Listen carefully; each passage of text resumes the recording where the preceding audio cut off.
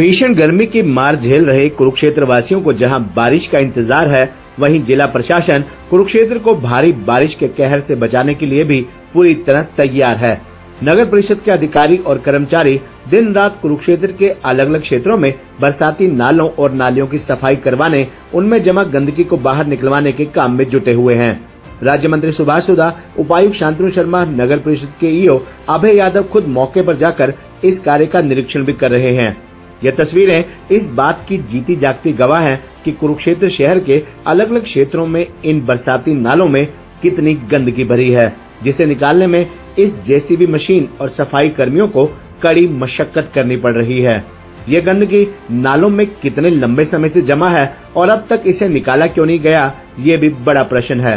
खैर, देर आए सवेर आए, प्रशासन ने समय रहते इस बार इन बरसाती नालों से गंदगी को निकालने का काम शुरू कर दिया है, ताकि बरसात आने पर बरसात का पानी गली मोहल्लों और शहर की सड़कों पर जमा होने की बजाय इन नालों में जा सके।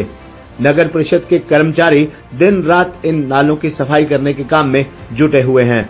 राज्य मंत्री सुभाष सुधा खुद इन वर्षा प्रभावित इलाकों की उपायुक्त के साथ मिलकर मुआयना कर अधिकारियों को दिशा निर्देश भी दे चुके हैं कि बरसात में शहर वासियों को परेशानी न हो, इसलिए समय रहते इन बरसाती नालों की सफाई कर दी जाए।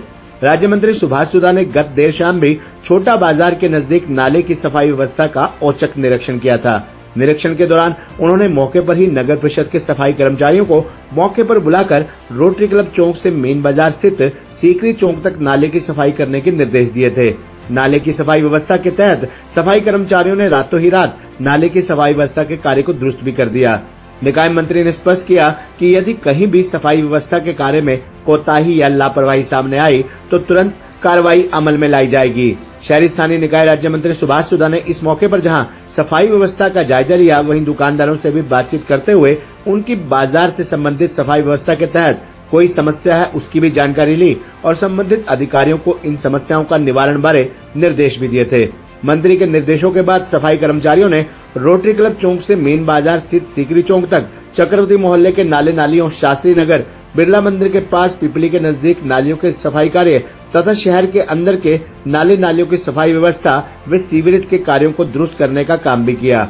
यहाँ उनके मुख्य सचिव राजू सेठी भी लगातार नगर परिषद के अधिकारियों और कर्मचारियों के साथ सफाई व्यवस्था को दुरुस्त करते दिखाई दिए। यहाँ बता दें कि शहरी स्थानीय निकाय मंत्री ने पिछले दिनों शहर में सफाई व्यवस्था के तहत प्रशासनिक अधिकारियों के साथ, जिनमें नगर परिषद, सिंचाई विभाग, जन स्वास्थ्य विभाग व सरस्वती हेरिटेज बोर्ड के तहत कई स्थानों का निरीक्षण करते हुए उन्हें मानसून से पहले ड्रेनों की सफाई करने के निर्देश भी दिए थे।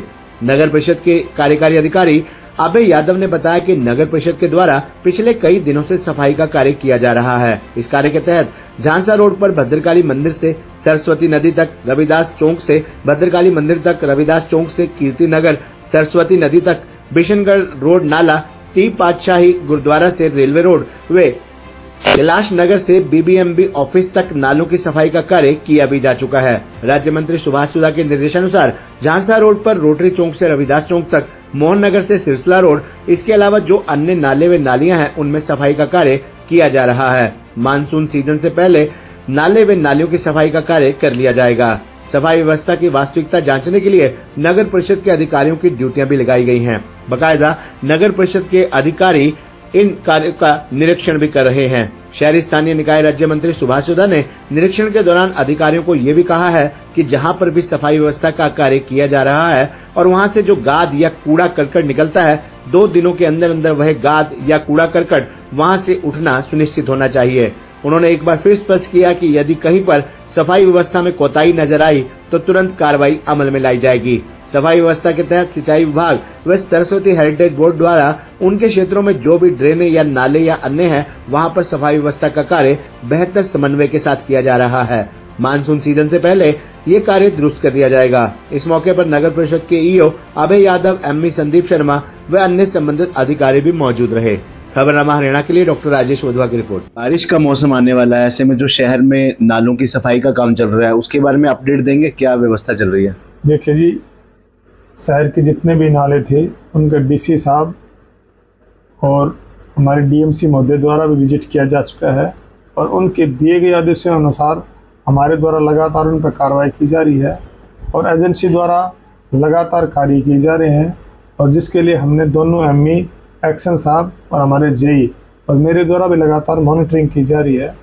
और अब की बार हमारी पूरी कोशिश है कि शहर में ऐसी कोई दिक्कत ना हो। पिछले दिनों डीसी साहब और राज्य मंत्री जी ने कई ऐसे जगहों का दौरा किया था जहां पिछली बार बाढ़ आई थी, पानी काफ़ी इकट्ठा हो गया था और व्यापक जो है दिशा निर्देश भी दिए थे कि इन जगहों पर जो है सफाई पूरी होनी चाहिए। जैसे पेवा रोड पे एक पॉइंट था, गली में गए थे, उसको हमने अगले दिन क्लियर करा दिया और उनके द्वारा दिए गए जितने भी पॉइंट बताए गए थे उनको सबको हमने मॉनिटरिंग करते हुए लगभग हम पूरे कर चुके हैं और लगातार कार्य जारी है और टीमों को बारिश के दिनों में भी रेडी रखा जाएगा।